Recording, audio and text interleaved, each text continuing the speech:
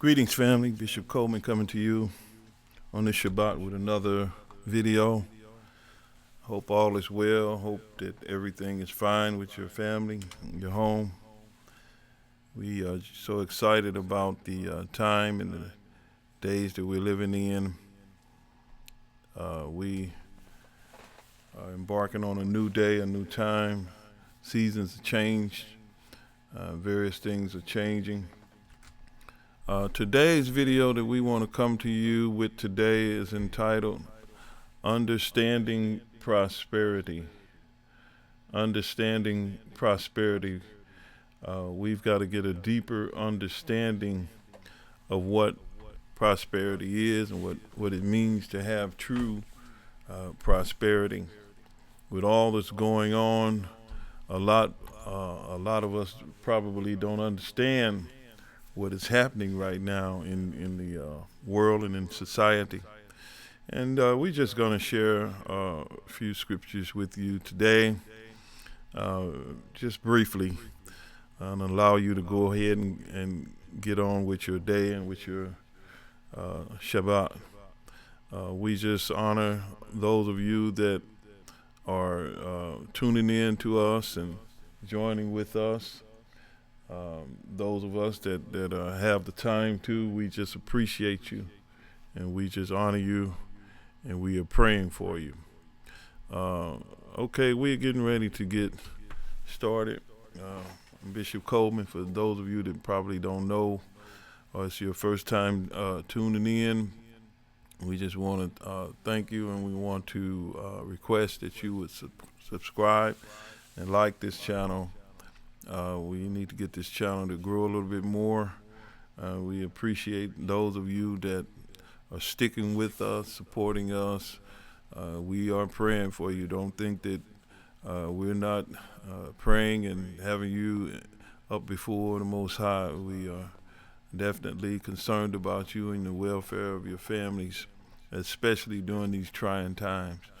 All right, we're talking about understanding prosperity, and we're going to look at the theme scripture taken from the third epistle of John. Beloved, I wish above all things that you may prosper and be in health, even as your soul would prosper. So a lot of people probably don't understand this prosperity situation and what it takes to have true prosperity. You know, it's a lot going on that's trying the faith of your prosperity. A lot of people don't understand when they see the devastation going on. They think that the Lord has forgotten about them, or that the Lord is, turned his back, so to speak, if you are caught in the middle of some of this calamity that's going on. But that's not necessarily the case. I do know that the judgment is falling on a lot of people that have, propagated a lot of the disasters and trauma in the lives of the people of God, the Most High's people. And some of those people are offspring or descendants of those people that have perpetrated that evil against the people of God. So what we're going to do, we're going to look at prosperity in another light, in more of a light as far as the scriptures are concerned. Beloved, above all, I wish that you may prosper and be in health, even as thy soul prosper. All right, what is prosperity? Prosperity is more or less what I got here, the definition that I have: prosperity, a successful, flourishing, or thriving condition, especially in financial respect. Good fortune, prosperities, prosperous circumstances characterized by financial success or good fortune. So this is basically a generic definition of what prosperity is, more like a worldly prosperity. The worldly prosperity that you see in the lives of the people that portray prosperity. For example, the rappers, the way they portray it, the lavish lifestyle, exorbitant and exceeding in customary or appropriate limits. They press and bend the envelope in prosperity, having money, throwing money up in the air, making it rain with money, and different things like that. That's their definition of what they call prosperity, and having nice big cars and big lavish homes here and there and all over the world. This is what the ideology of prosperity has portrayed to the masses, and to many of the people are trying to mimic this. And a lot of this has infiltrated into the spiritual aspect of what prosperity is, as far as the church or the assemblies are concerned. They have a twisted view of what prosperity really is. All right, now that's the worldly view of what prosperity is. Okay, let's take a look at the godly prosperity. Prosperity is the experience of having what you truly need. That's an underlining statement right there. It's what you truly need. It's not always the things you want, the lavish lifestyle, or the overturning of the norm and just going into overabundance. That's not necessarily what the Most High has in mind for us right now, during this time that we're living in right now. This is a trying time. We're in the dressing up room, getting ready to enter into the perpetual form of lifestyle. So, godly prosperity is the experience of having what you truly need in life. When you discover what you really want and need in your life, and when you develop the ability to bring into your life, you will get your prosperity. See, we have to understand that you can have a lot of this stuff that the world is pondering after. You can lose it. It's like a lot of people right now are losing a lot of things that they have. Does that mean that the Most High is angry with them? And not all of them. Not all of them. You remember the story of Job, how that he was one of the richest men in the land of Uz, and he lost everything he had. He lost his family, lost his wife, lost all of his cattle and everything that he had. He lost everything. But in turn, it was a trying time for him. It's almost like a scenario of the plight of our people. We had it all at one time, and then we fell into a situation where we lost everything. We went into captivity. We suffered for a number of years, and now we're at the end of that. So we got to understand what the system is doing and what's happening right now. So I'm kind of speaking to some of us that may have fallen into this category of, you might be losing something right now. You may have lost a relative right now. You may have a situation in your life where you feel like you have lost your prosperity. That's not necessarily the end. You got to understand that there is a time limit, a time span.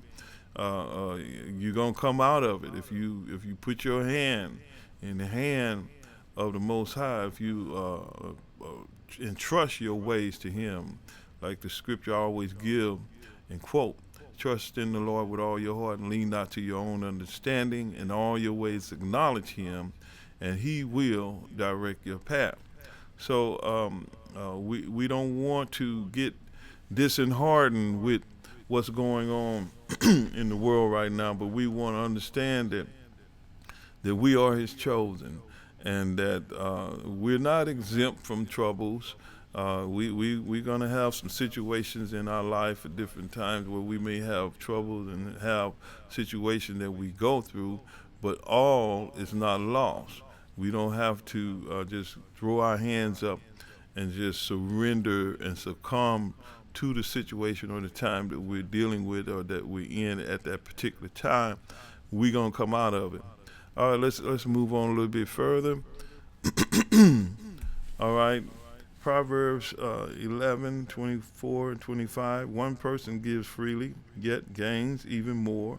Another withholds unduly, but becomes to poverty. A generous person will prosper. Whoever refreshes others will be refreshed.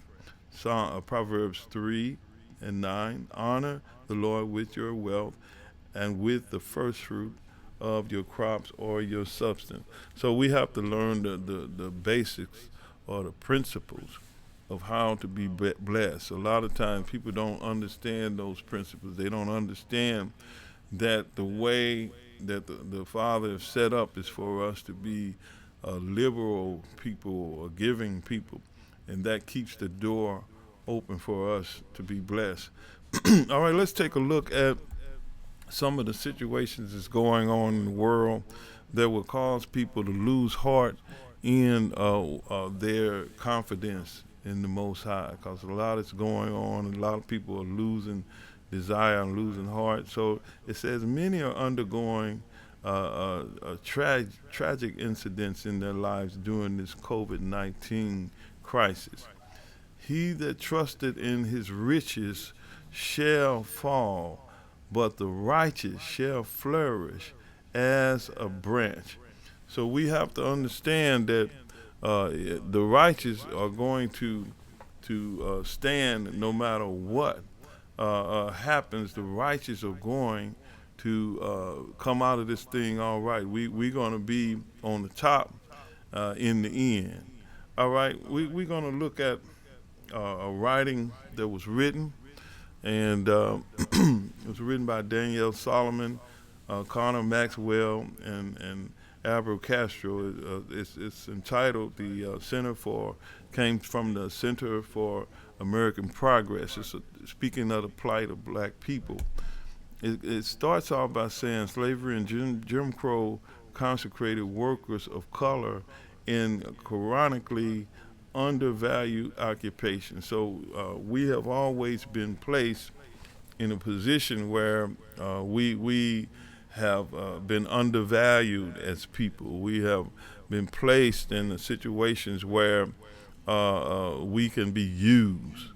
Then it goes on to say, for centuries, black people were enslaved and forced to work in brutal conditions as agricultural, domestic, and service workers. So we have always been a people that have had to endure and deal with a lot of things that other races haven't had to deal with. We have had to undergo doing the worst job, taking care of our oppressors' children, and we have been placed in a negative light. Then it goes on to say, by some estimates, slaveholders extracted more than $14 trillion worth of labor in today's dollar from their captives. Now let's just think about that for a minute. You're talking about $14 trillion worth of free labor. Well, this answers to the reason why you have all these people that's got all this money. They called it old money back in the days in the 30s, and they called it old money, but really old money is slave money. That's money that was extracted through free labor and through the hands of those of us, our ancestors. It was money extracted from our people, and it's noted that it was up in the amounts of $14 trillion. That's a lot of money. I gave an example of how much $1 trillion it can be. That's an astronomical amount of money. So if these people have gotten that kind of money, free labor out of us, you can imagine the interest and the compounded interest that they have accrued through all of that free labor, and then it's an ongoing thing. let's take a look at a little bit more. It says enslaved people plowed and sowed fields and harvested and packaged crops and raised milk and uh, butchered livestock. They cooked and served food, cleaned houses, weaved and mended clothing, and provided child care services. They cut hair, carried luggage, and drove wagons, carts, and carriages. So these are some of the things that they had us doing. These are some of the things that they used us for to make all this money. So now we see a trend that's taking place. We see a lot of wealth being lost and transferred, so to speak. We see a lot of people are losing things right now. A lot of people losing stuff right now, and even the COVID-19 that was supposed to be our disease, we were supposed to be number one prone to get it. Now it's riddling the White House. So a lot of things, the Most High is turning to our favor. So we don't want to get caught up in the prosperity of this movement that went on for so long, and really it started with the Gentiles. They the ones started the prosperity gospel, and a lot of our people just jumped on the bandwagon and they prospered. Anything you put your mind to do and concentrate on hard enough, you can do it. You can fulfill it. Faith, does not have any boundaries. It will work wherever you work it, but you got to be careful of what you put your heart in. You may get what you set out to get, but that may be the extent of your reward. Christ used to say they have their reward. You don't want that's all that you're going to get out of it is the prosperity of now, and you won't be able to reign with Christ because you settled for the now, this wealth that's dissipating. So he told us, don't lay up treasures in these things that's on the earth, but in things that's above that I'm going to bring to you that nobody can break through and steal. So that's where we got to focus. All right, let's look a little bit further what it says. Then it goes on to say, when enslaved, black people attempted to flee. Federal laws such as the 1793 and 1850 Fugitive Slave Acts helped ensure their recapture by fining officials who did not arrest alleged runaways and imprison anyone who aided in their escape. If captured, enslaved people could be tortured, mutilated, and even killed without legal repercussion. So we see a lot of that going on even today. That's really the birth of the police force. These people that were going out capturing the slaves. The police force was really designed to keep the slave people in order and to keep them in line, and that's why they have such a free spirit today, is to take your life, to shoot you on the spot, and then the government's still behind them, setting them free, and they don't have to pay any penalties for the killings that they're doing, that we got an uproar in this country so strong about. The Black Lives Matters in the uproar dealing with all this stuff that they're doing against the black folks. Really, it should be Hebrew Lives Matter. That's really the whole point of view. They're riding off of this black thing, but black is just a color. It does not describe the nationality of a people by calling them black or calling them white. It does not, it does not describe who we are. It doesn't describe who we are by calling us two different continents, African American. And then Africa really, they stole Africa and gave it a new name. It really wasn't, it was Ethiopia in the Bible. So we have to understand that a lot of this stuff is coming out and it's not going to be able to stand. These things are going to be brought out in the open. So these writings, this little write-up that presented to you. It's on systematic inequality and economic opportunity, and it's telling you a lot of the things that's happening to us and how they sustained it. It had to have sustainability, and how now that sustainability is breaking down because the Most High is bringing in a lot of these plagues against our oppressors, and not just here in America, but it's all over the world. I mean, this thing is all over the world. The world's going to have to pay for what they did to us. Some of my, you know, proteges in ministry don't understand, still are not awakened to this fact of what we that are awakened are trying to convey to everyone, that we have an explanation of why everything is happening the way it's happening. It's in the Word of God. It's in the Bible, and that's the explanation. But a lot of people that are not awakened, they won't understand it. They won't be able to see it because they're yet in darkness. All right, we're going to look a little bit at the world devastation. We got a lot going on with the world devastation that's taking place. The COVID-19, for one, it's spread all over the world, but just in America, we can see how it's got a resurgent amount, how it's escalating again. And then you have the wildfires that came in and destroying a lot of things that are going on through the wildfires. We have a lot of the problems that we see that's taking place in California.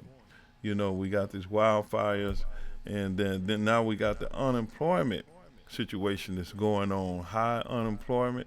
I believe in the amount of, I believe it's like 50 million people. 50 million people unemployed. And that's probably just the more recent ones, because a lot of people that become unemployed, after a while they stop looking for a job, and then they fall off the charts, and you don't really know how many people are really out there unemployed. You have a few, you had a little uptick, a few people got called back or whatever, but it was only just a little notch. It's a lot going on. Okay, so you got the unemployment that's really becoming rampant right now. These are things that's going on all over the world, not just in the U.S., but they're going on all over the world. Then you got the earthquakes that's happening. A lot of them are happening right here in our states, but I believe every day you got earthquakes going on. And a lot of them are going on in California. California is really getting hit hard with a lot of things, with the wildfires, earthquakes, a lot of things going on in California. And then you have the racial tension with the Black Lives Matter, which I say it should be Hebrews' lives, which really what's mattering. This is really what the whole thing is about. That's why the world is undergoing what it's undergoing. And a lot of people, they probably think, oh, he crazy. He think all that's going on because just a few little black people. No, it's greater than that. You have to equate that to the fact that these are the chosen people of the Most High. Look how he tore up Egypt. Look what happened to Egypt just for some people. It was because some people, they refused to let them go. And they're not, letting us go. They got this thing going, and they're riding on the backs of Black Lives Matter to tear everything up. So we do matter, and they're using us. So you got the racial tension that's rising up. It's a lot of racial tension. I know you all probably heard about the governor, the female governor that they tried to kidnap, and it was foiled. It was they had some infiltrated agents in there that spilled the beans on the whole plan. And, now we'll see what happens with that. But, it's a lot going on right now. You got people trying to overthrow the government. So a lot is going on that they're not telling us about. You know, it's a lot that's probably in the plan. It's probably in the agenda because we got a lot of people that are dealing in this social engineering, and they have sought this out, thought this out. You know, in some of the videos I put up, I talk about the protocols of the learned elders of Zion, which a lot of this stuff that you see going on right now is revealed in those writings that they say are false. That'll be a good assignment for you to do. A research assignment is to just search out the protocols of the learned elders of Zion and see what they have to say. And then, you know, you got a lot more going on in this upper echelon, which I don't have time to get in. I don't mean for this to be a lengthy video. I'm getting ready to try to close it on out. I just wanted to kind of share with you about this prosperity thing.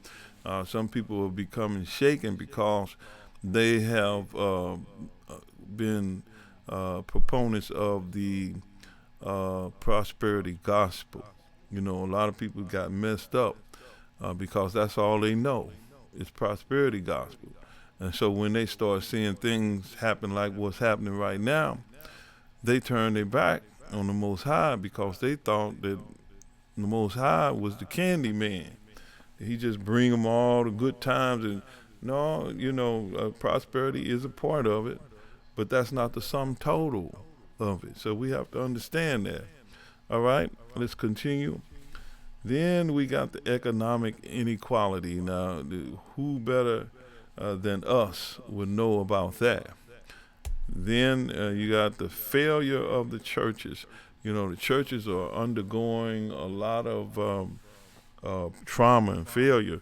That's why I'm not a big proponent of the Democratic Party, you know, with all of the, you know, they legalized this same-sex marriage and they big on abortion and, you know, a lot of things that the Most High does not stand for is what they stand for. So, you know, we kind of caught in the middle on that.